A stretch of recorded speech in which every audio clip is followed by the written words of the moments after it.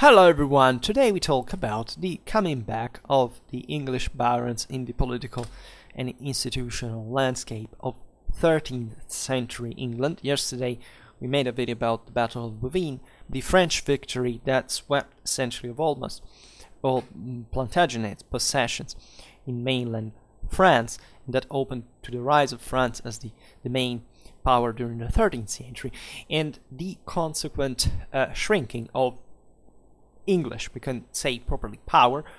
Properly, the Kingdom of England meant now as not much of a French kingdom anymore, but something that was importantly redefined by this mechanism, this event, and as it brought to essentially a further Anglicization of institutions through, however, certain processes that are not exactly the ones that we say that intentionally we have attached to certain milestones, such as the Magna Carta in itself. That, of course, it's of excruciating importance for all the following political and institutional and juridical development of common law, and so this properly juridical English juridical culture that still is at the root of so many legal systems around the world, and that brings with itself properly a culture on its own, a vision of the world, and so on. But at the time, the Magna Carta that was not, for example, so important as the Oxford Provisions in a sense. Also, in a way, sort of certain important trends set by the Clarendon constitutions in another moment during Henry II, but still is part of a broader mechanism of negotiation between the crown and the nobility that, as you know, is a bit the leitmotif of all the statal development of medieval powers, and that was always quite tormented as well, and not quite in a with a positive aim in the representative sense, especially from the side of the nobility. What happened after Bouvines is, of course, that the monarchy went under, right?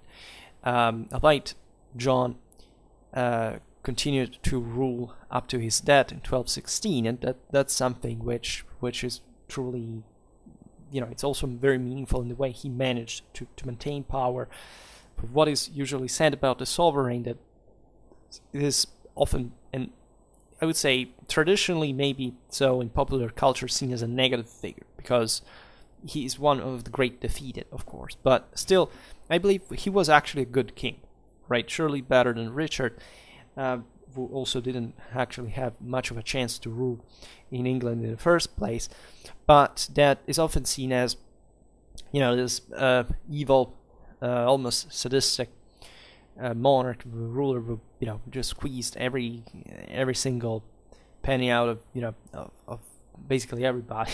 Also the Robin Hood legend, and so even the cartoon, as we have brought up as millennials, that has left us with that idea or that negative bias. Actually, it's very difficult to have a truly objective evaluation of a 13th century sovereign, especially when the chroniclers that are, of course, the most important sources of the time, for better or for worse, right? I'm a great fan of chroniclers, but understanding their bias and or simply the reasons behind this to describe the certain policy, especially when it was kind of baronial in nature, right? Thinking about Matthew Paris, which actually sees the kind of the Anglicization of the same country as a sort of pernicious papal interference in English policy, which is quite fascinating. That there is all a different idea, right? It tells you how schizophrenic historiographical criticism can be in modern times. John, in his first ecclesiastical policy, was seen as a champion of Protestantism ante litteram, right? And so the freedom. Actually, if you read Matthew Paris, he doesn't like the fact that of course, the monarchy was trying to let's say to control, to stem the baronial power and to oppress it initially, to bring it under, while promoting in a sense also the properly English resources, right? So you can say men and in their affiliations, to bring on a process of actually consolidation within the English state, which actually the Normans had been able to set differently from other continental kingdoms on a much better ground in terms of monarchic power over the barons, right? It was done in part exploiting the same Anglo-Saxon administrative tradition, but as we were saying yesterday, the Plantagenet kingdom as such, and also Norman one, by the way, had been fundamentally French, right? And the barons themselves, who they had been promised by John to expand, free-handedly in France, had they won the campaign of Bouvines, also the previous ones, and so it would have been repaid of all the expenses that that campaign had entailed.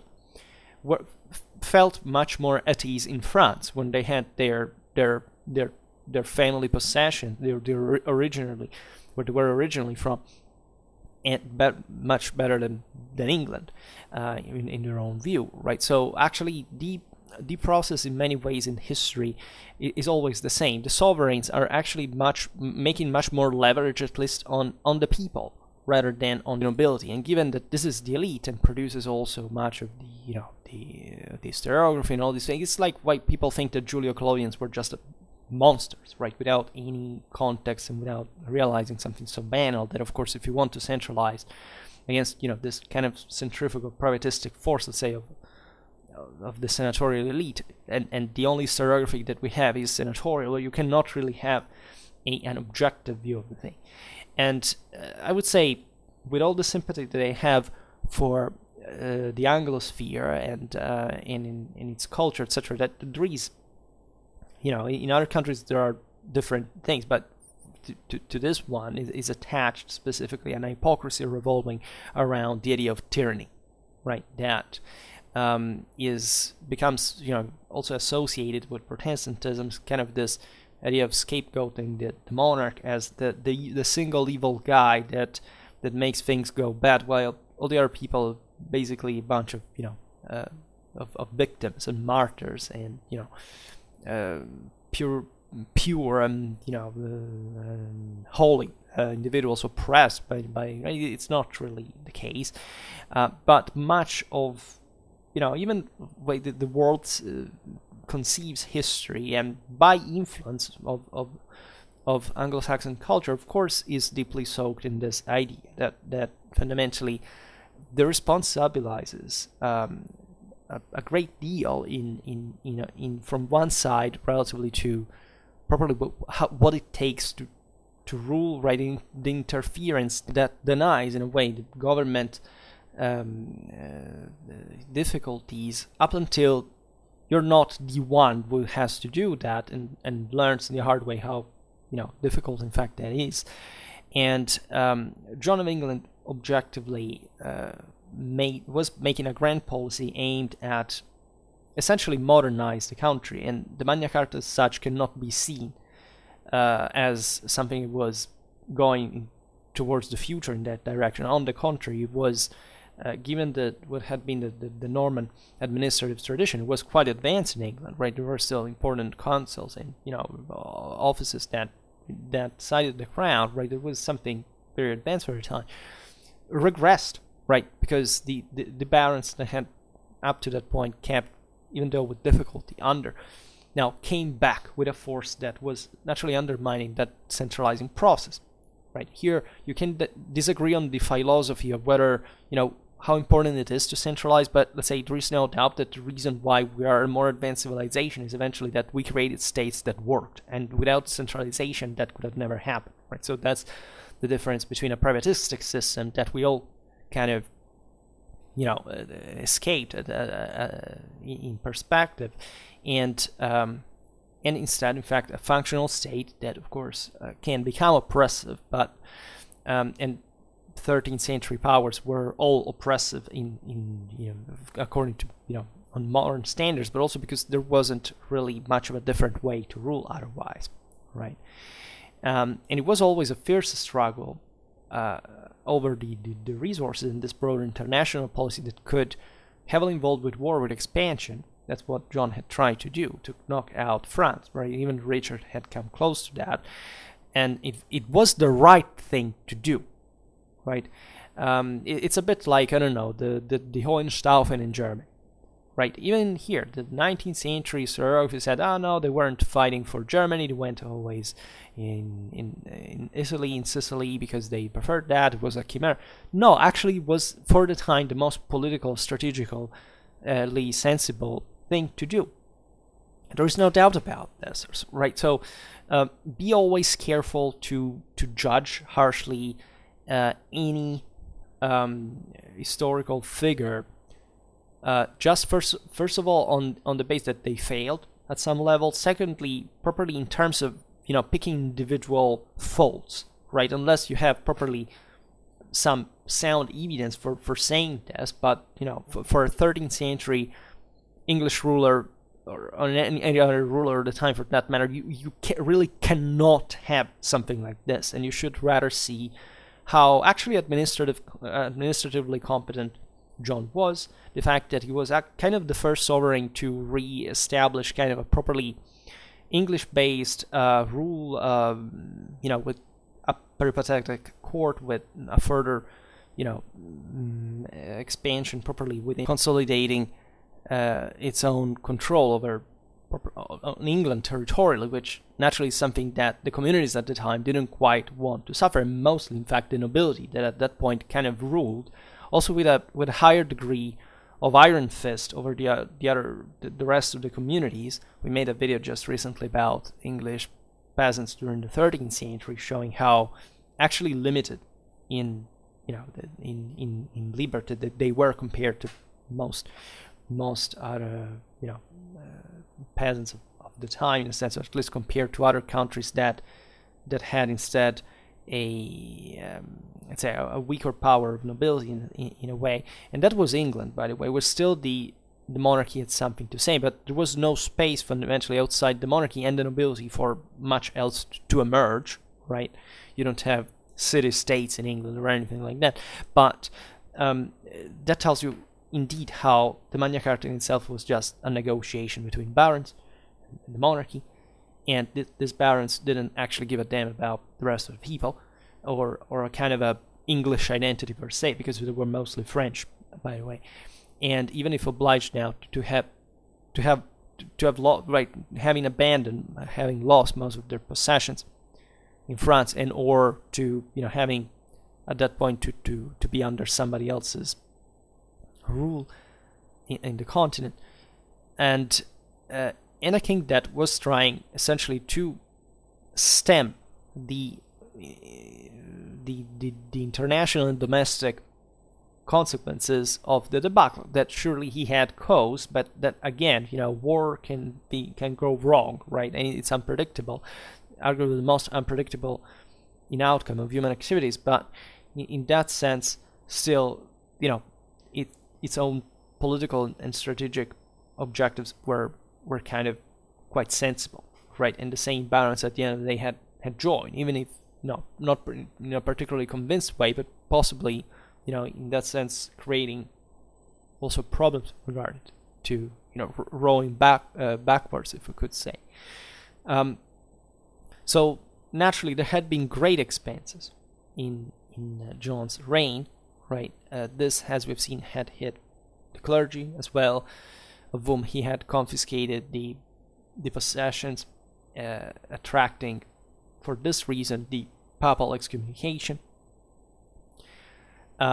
which is also a pretty bold maneuver internationally speaking. Eventually he was reconciled after Bouvines. He maintained his reign, arguably also because he accepted formally the vassalage.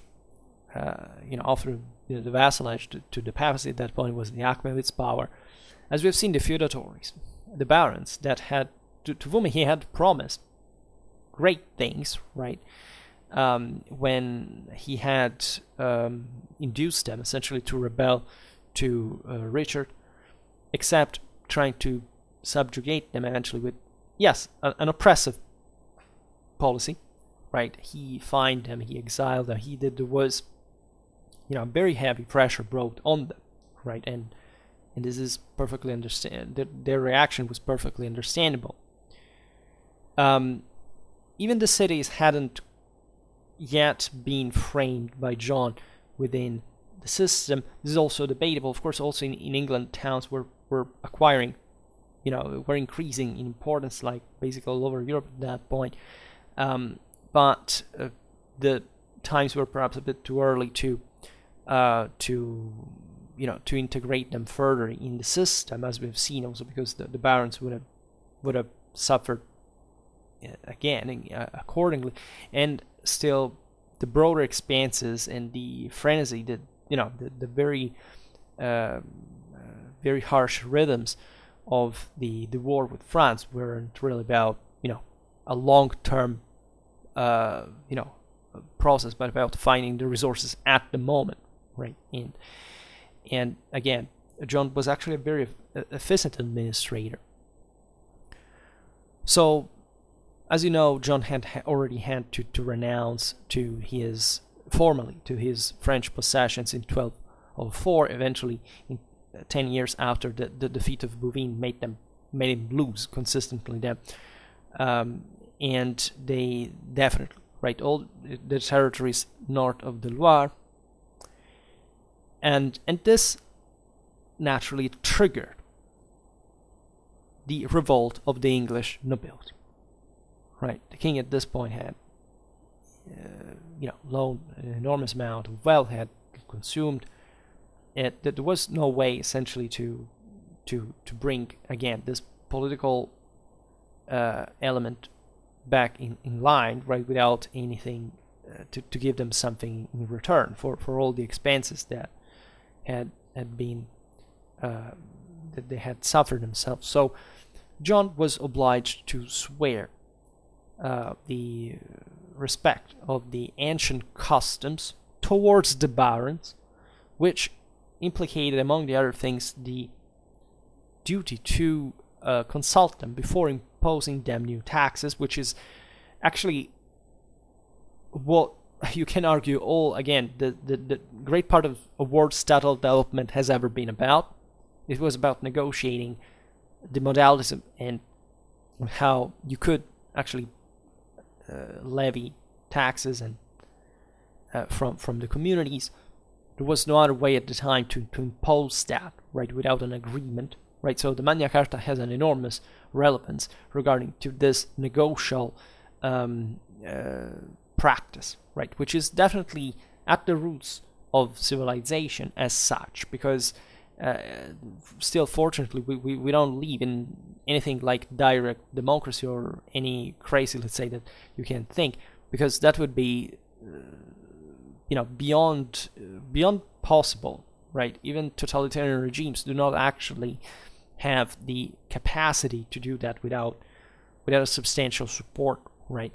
We have to negotiate something, and in English history, naturally, this balance between the crown and the parliament would come to confer a specific character to the country institutional development, and in ways that naturally were successful because of the future of Britain and its role in the world and so on. But let's say everything was, there is no teleology here. Nobody at the time actually believed in this, and the situation was not that different from the one of other countries where the nobility had already had more power, actually, even than this. So it's not something to be particularly glad of, right? We know how history went, so we can appreciate that.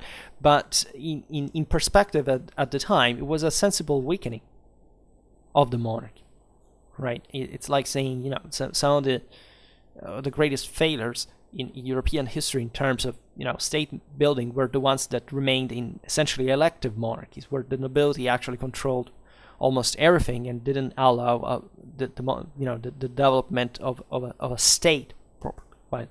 The monarchs were becoming increasingly puppets, right? In England, it wouldn't happen like this because, fortunately, monarchic power was already a thing, an important thing established, and the barons couldn't quite cancel it, right? And it was still advantageous for them to have a king with whom they could interact, and they could be legitimized by in their own prerogatives, right? So, but again, of course, this was stemming from a defeat, and a massive one, by the way. So a blow that makes you really surprised of how, the same, not just the same English monarchy held, but also how John managed to remain in power in spite of the Baronial War, because frankly the Magna Carta was a negotiable failure in the measure in which both sides eventually broke the deal, right, as the Baronial War broke out, right, and still the monarchy had strength to fight against it. So again, be careful interpreting this in a progressive, modern, whatever sense. It was the beginning of an important thing, definitely. But at the time, it was surely not a positive thing for the kingdom in itself.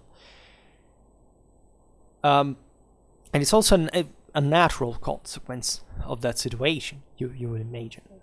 The same way in the relation between, considering baronial power in general, and this balance of power that had shifted dramatically from a moment to another, right after the loss of those French domains. And there were important conditions in the document, such as the fact that no noble would have ever been condemned in being judged, let's say, and condemned if not on the base of a sentence pronounced by his own peers, right? Which is also kind of mobster-like, right? The idea is, you can't have, for one side, you can have a tyrannic power that decides just how you get judged, but say, and it's important that such representation to happen at the time, but at the same time, it's obvious that this was more of a political thing than actually the nobility actually even caring about each other per se, right? Or to be evaluated by just somebody who was a peer to you. Also considering, at the end of the day, even the closeness that still monarchs had regarding, from to the baronial status in a way, right? And this tells you, by English standards, how the monarchy had been strong up to that point, right? To make the barons need such a condition in front of the king. And finally, the protection of the rights of the church and the feudatories was regulated, in written form, which is also, an important aspect of the formalization of such sanctions. Of course, there were different versions that eventually some were modified, were new issues and so on, but it's still important how this became, in a sense, the point of reference, of course, for further negotiations between the monarchy and the barons. So the so-called Magna Carta was subscribed in June 1215. This document essentially signs the agreements, the basic agreements between the crown and the aristocracy in England, and it would have regulated from that point onwards the life of the kingdom, limiting royal power, but in a sense also providing for that further stability of the same in connection with the barons as well, right? The loss of France, of most of French domains, had naturally obliged the English to stick together, right? The barons didn't have much of an interest to take out the monarchy or the kingdom. They just wanted, they were now much more specifically heavy, right, than they had been before, and in that sense they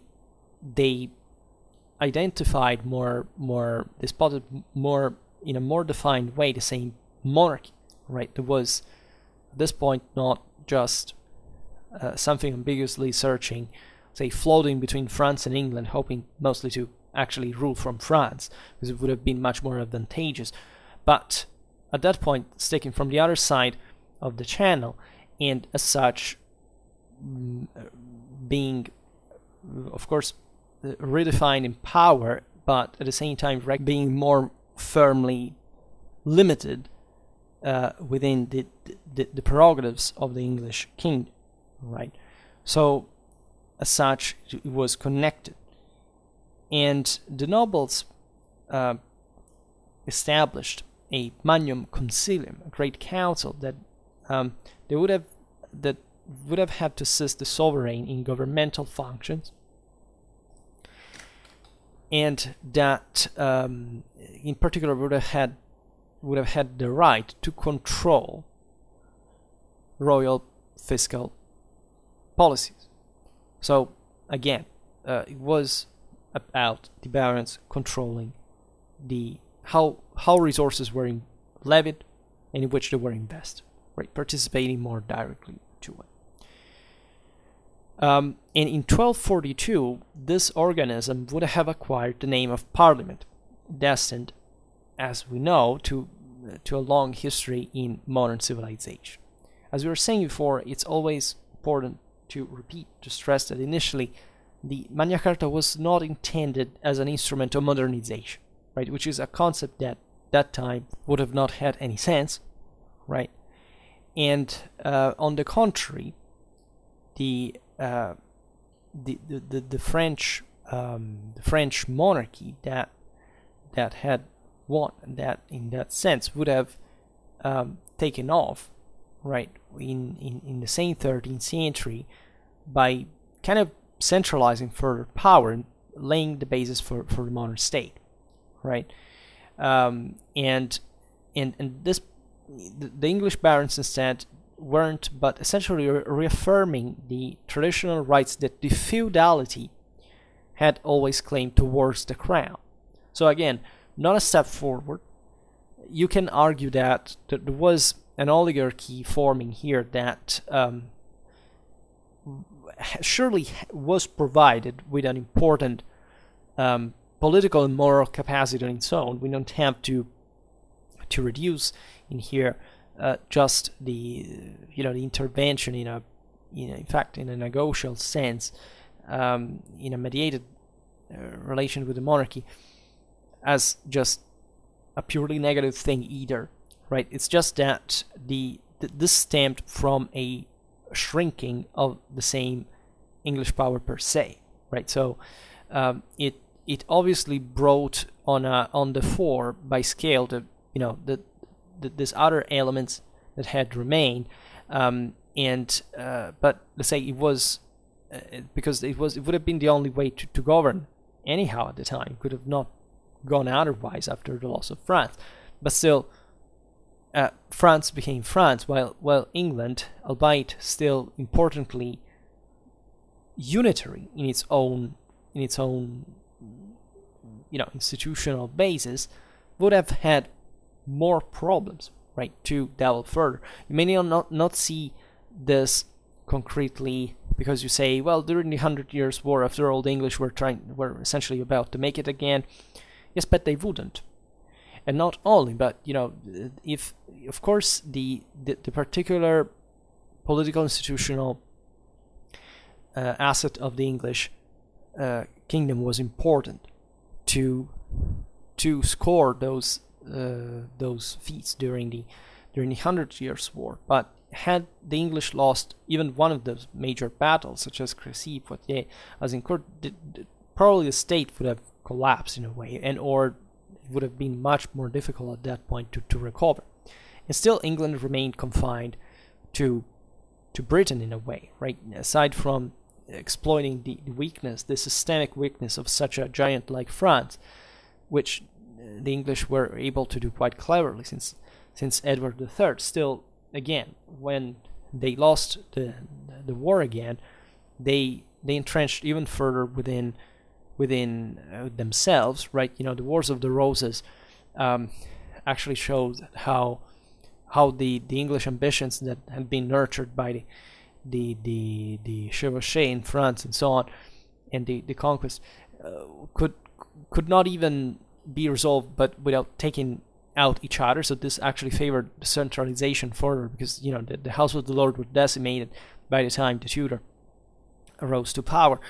But England was definitely not one of the first-class powers in Europe after that for a long time, right? For a couple of centuries, and this is relevant in perspective to show how naturally the English bases were narrower than, I don't know, the one of a state like France that needed a more centralized system and a culture that juridically was in fact mirrored by a greater acceptability of the king's intervention in the executive than it was in England, right? And this is, again, if you look at before Bouvines, you have essentially two French kingdoms fighting each other, or the same French kingdom fighting each other for dynastic struggle. But by the end of the Middle Ages, you have essentially France that is a real state, even if a monarchic one in England, then albeit compact and remaining surely solid within itself, was still marginal to the major statal developments in Europe at the time, would decline further in the second half of the 16th century, right, until in a sense a much stronger power emerged, paradoxically from the within, paradoxically having drawing from the same kingdom an astonishing amount of wealth, more than the one that the ship money under Charles I actually was entailed. And this happened because of reasons that have to do with the rise of other classes that the monarchy was countering at that point, but that ended up to become a more central system than, and a more demanding one, a more expensive one than, in terms of property of levied resources, than the one that the crown was under the stewards, that were good kings after all. They were trying to do from the top in an orderly way, right? So naturally, it's more complex than this. It was always a delicate balance, right? It cannot be reduced to just and then the monarchy was doing well. Not really. I'm just saying that given what the Normans had set right at the beginning, right, this kingdom could evolve into something dramatically more advanced for those time standards than if Bouvines had won, right? It would have had a much stronger England by that time, and a capacity of consolidation at that point. It would have passed through a much more direct control of the monarchy, probably even in the same England. So it's arguably, because of course France would have turned into a mess, so it would have been the goal of the Plantagenets to in terms of crown seizing and so on, but still England was conceived just by, this was the nature of the English kingdom, right? It was a private possessions of the Normans, right? While the Normans in France were framed within the vassalitic hierarchy, the feudal system and so on, England, once was conquered, was considered like a prize, like a private possession of the sovereign. Could do whatever the hell he wanted with that, but as a sovereign, so, and also without having to cope with a pre-regressed feudalized country, like in fact England wasn't at the time. So that's why the monarchy had managed to make that balance, because it was not like an intricated fix of seigneuries like France that you couldn't quite dislodge from one another. Same reason why England or Sicily, the Norman monarchies, were the most centralized at the time by medieval standards. Exactly because they had been conquered by a feudal system that, however, hadn't found in these lands another feudal system to cope with, and therefore had kind of mitigated itself to make things more centralized, right?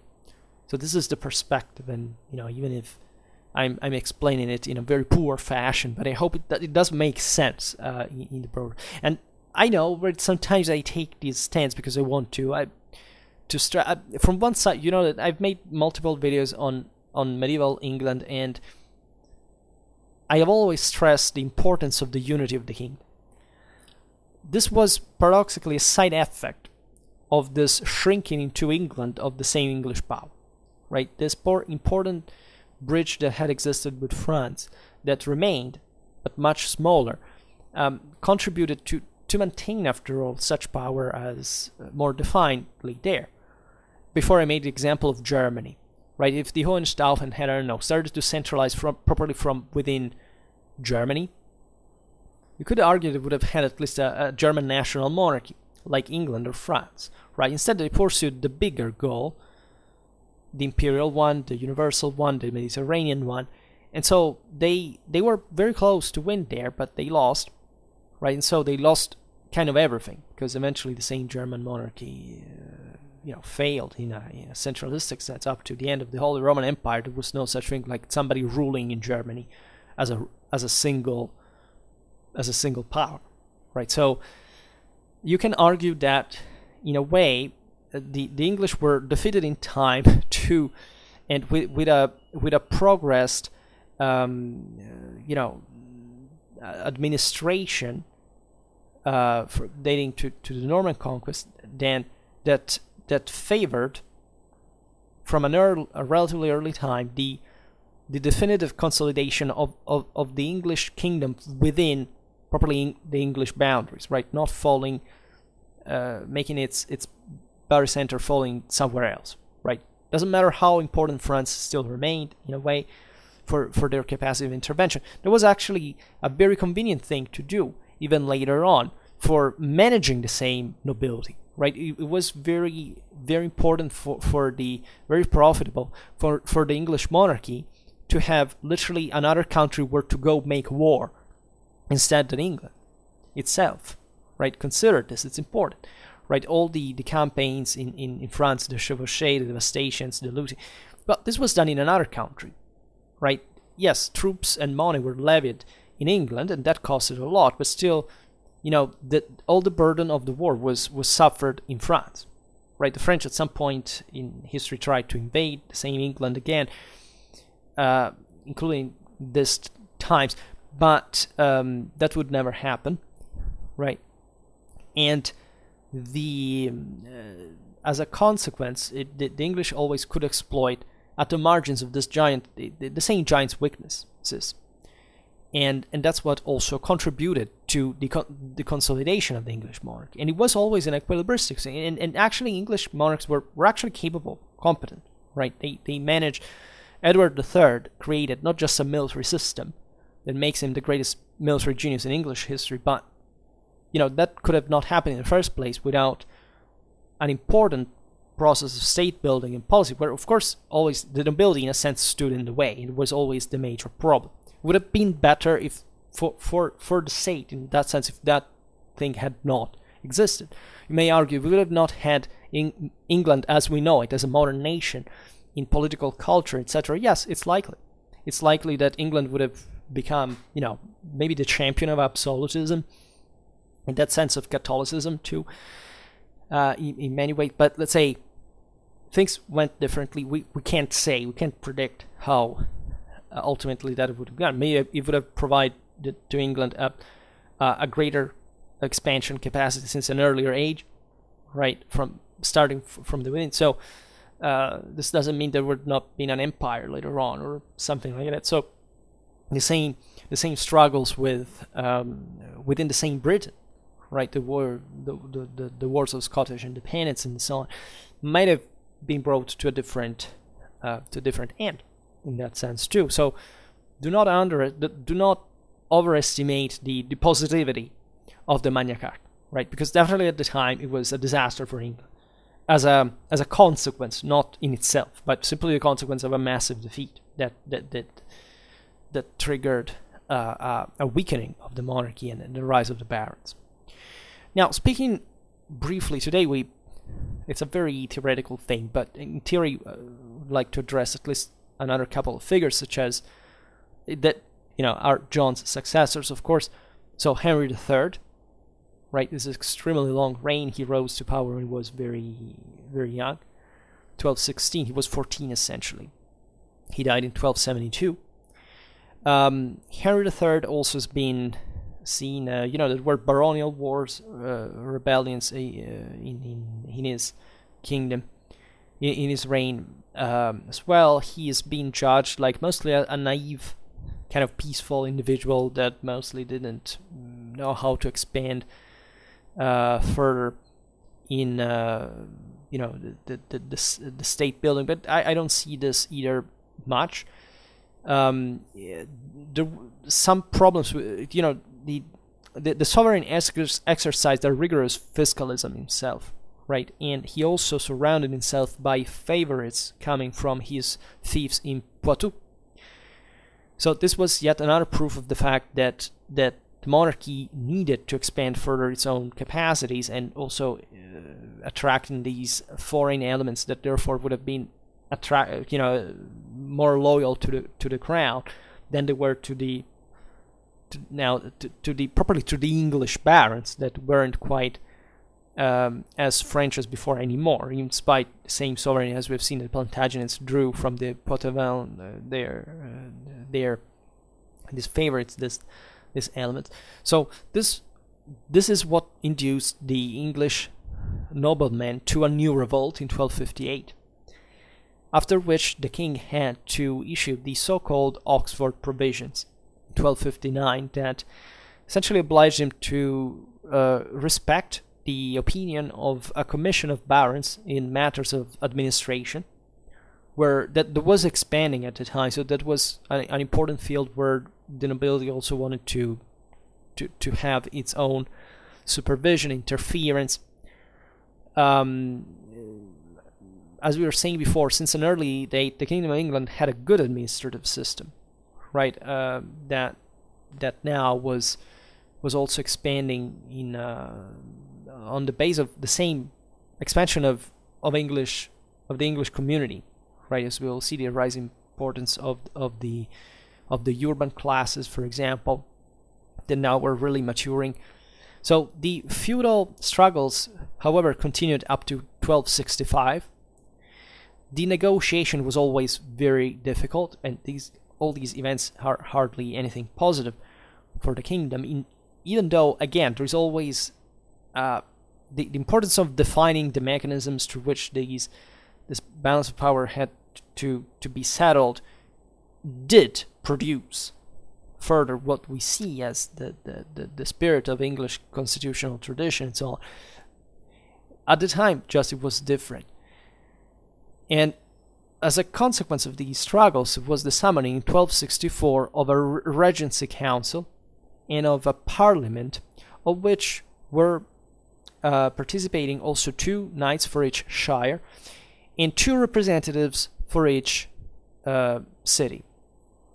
So the urban class emerged thus in English political life as well, right? So this was yet another player in the system.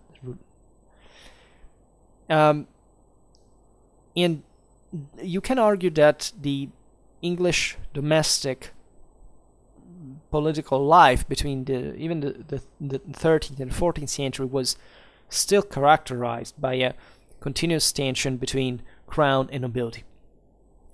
Edward I, for example, 1272-1307, introduced some norms that reinforced the power of the crown, while in 1290, with the expulsion of the Jews from the Kingdom of England, the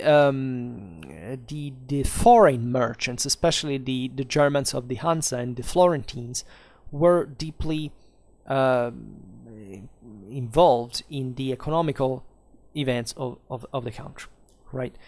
This was done, the Jews were, at this point, with the expansion of English economy and the cities and so on, the Jews had acquired an important wealth, so now the crown wanted to cash fast, and they forced conversion against expulsion to confiscate the Jewish properties in this sense, and yet the crown still needed some let's say, financial agents, let's call it in this way.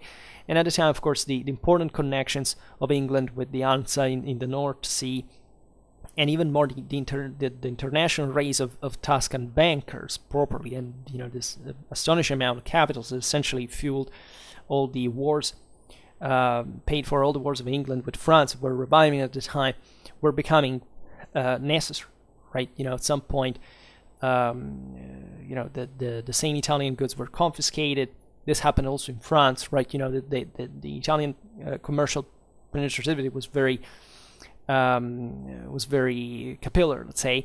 So they also competed between among each other, and this helped even in there to provide ever more easily these loans through the modern bank and financial practices. In fact, would have remained unaltered up to the Renaissance, that level. And there were very important figures also at the courts of Edward I, Edward II, coming from abroad. So again, the idea of Edward II ruled between, between 1308 and 1327. These times were moment of an important consolidation of the English kingdom. At the same time, also of expansion and further trouble. Right, the English at this point were in their more during the 13th century, as we've seen, English policy became more British. Right, Edward I had, for example, after the first revolt, intervened in Wales and took chance from the second one to take over the whole country. Was evidently ready for Anglicization, given that a development was happening there still, but without much of a political institutional basis. So it was relatively easy to take them over. And Scotland, where things went differently, right? The English crown attempted to establish its own domination also on Scotland. Always remember that the English, ever since the Anglo-Saxons set foot in Britain, their idea was that they were the masters of the world, not just of Britain, but of all the British Isles, in an imperialistic way, right? This is quite easy to see, right? Properly, even in the imperial ideology that since Anglo-Saxon times, the Kingdom of England stressed relatively to its Celtic neighbors. And Scotland wasn't much of a, it was ruled essentially by it wasn't a centralized power, right? It was mostly the nobility sharing power of these various clans in the country. So even here, the wars of Scottish independence naturally gave a much greater unity to the country for needs of unit of command, and simply having to raise armies and coping with the English threat and so on. And however, it was still a troubled reality also in there.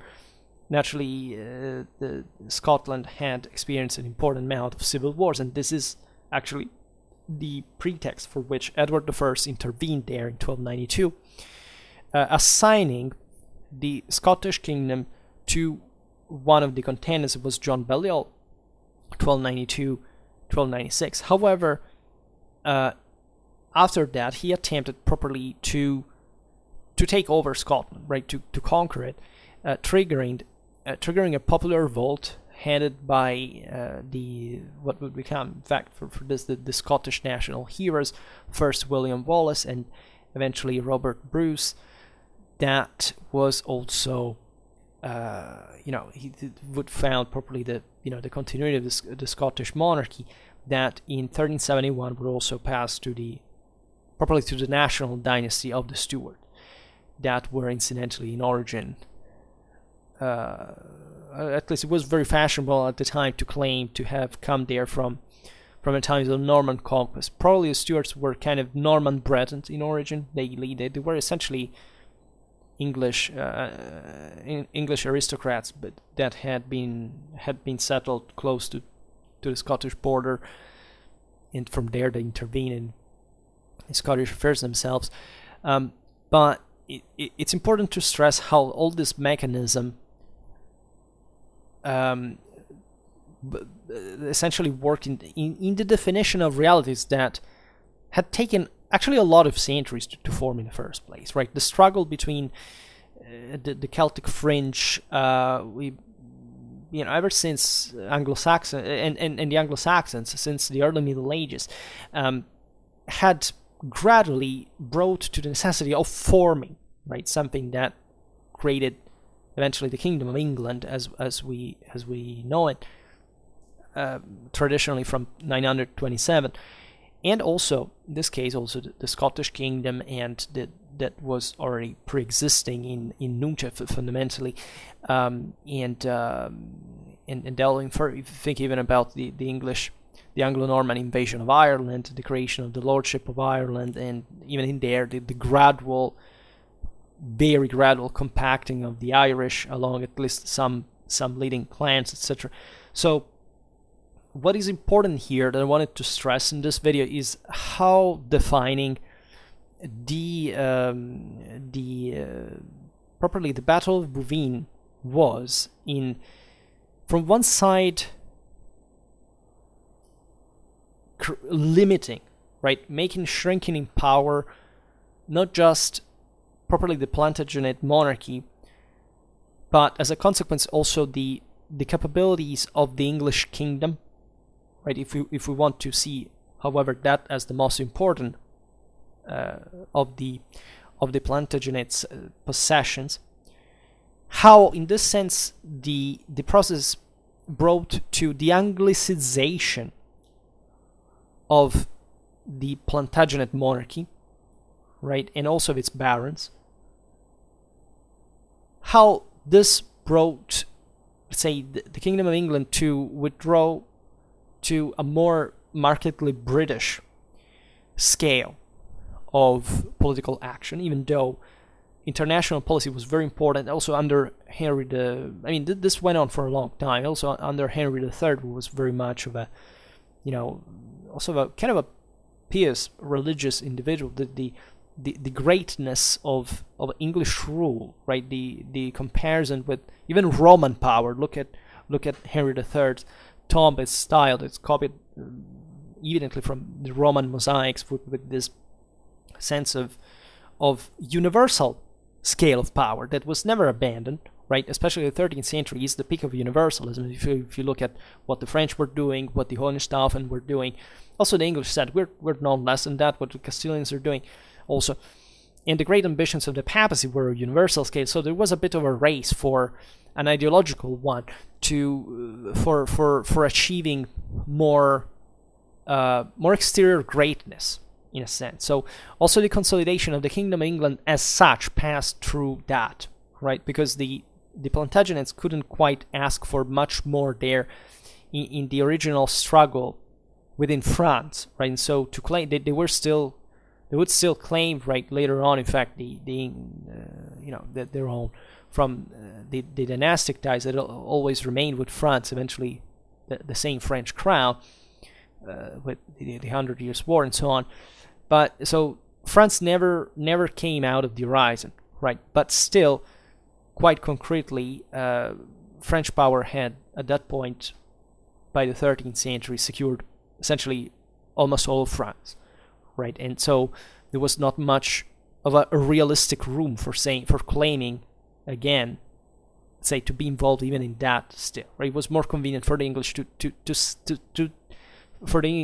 the Plantagenets to consolidate their power on a more properly English, nationally meant base, right? That these were defining moments, importantly enough. Also, Edward the First contributed importantly to it, and how yet, right? We know because we came later, so we know how it ended. Always think this, that we are lucky in history. If you wonder what's the future is going to be, just think that we live already in the future for somebody else in history, where things were much more troubled, by the way, in our own day. So it would be interesting to tell figures like John or Henry III or Edward the First or the Second, etc. How what English history would have been, right, in the rest of the Middle Ages, modern age, in the contemporary era, for what they could understand of that, on the base of what had been set in their own times, right?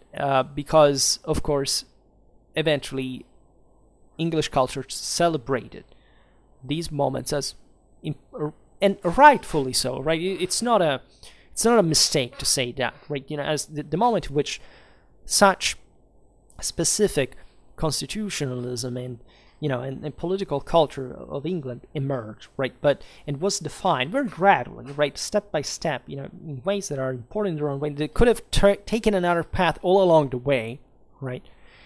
And ask whether whether it would have been possible or not. What we don't know is what would have happened if the Anglo-Germans had won at Bouvines. It would have been really a different thing, for not just for England or France, also for basically the whole Europe, considering how this reflected on Germany, on Italy, and so on.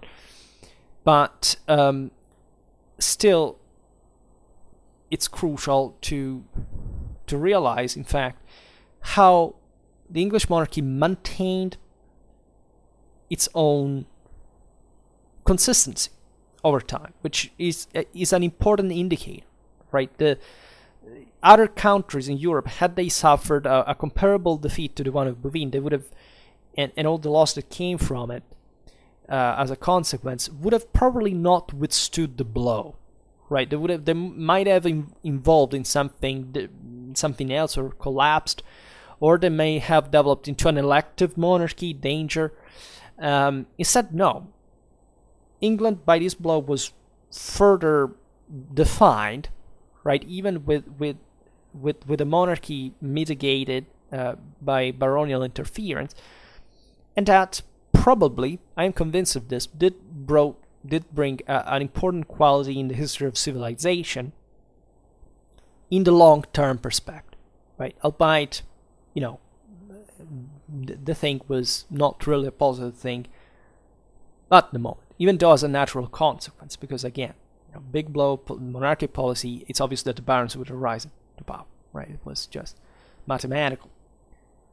In any case, I don't know, today I've been rambling, and especially the first part, I don't know how much you agree or you disagree about this, but because when I talk about English history, I presume that given the origins of most of my subscribers, there is already a much better understanding of English medieval history than I have.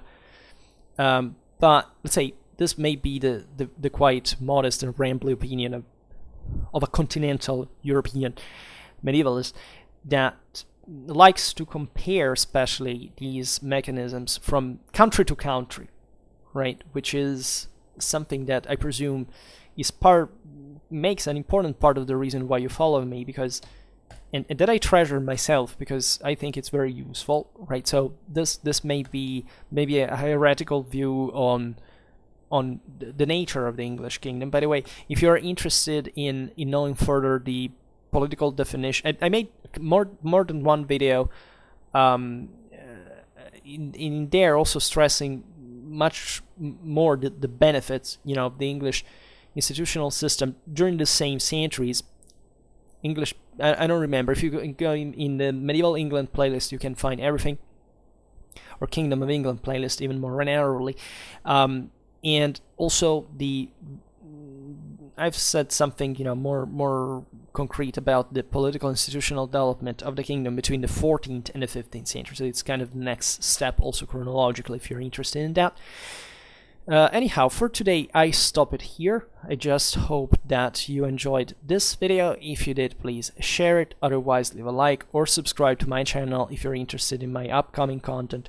And for now, I thank you heartily for listening to me. I wish you a nice time and see you next time. Bye.